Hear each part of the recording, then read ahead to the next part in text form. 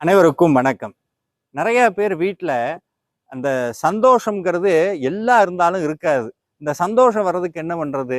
அந்த சந்தோஷம் வரணும்னா சந்தோஷமா இருக்கிற விநாயகரை வழிபடணும். அந்த விநாயகர் வழிபாட்டில் ரொம்ப முக்கியமானது என்னன்னா, ஆனந்த தாண்டவ கணபதினு ஒரு ரூபம் இருக்கு. அதாவது சிவபெருமான் இருந்து ஞான பழத்தை வாங்கிய பிறகு சுவாமி ஆனந்த தாண்டவம் ஆடினாராம். அவருக்கு பேரு நர்த்தன கணபதினு பேர்.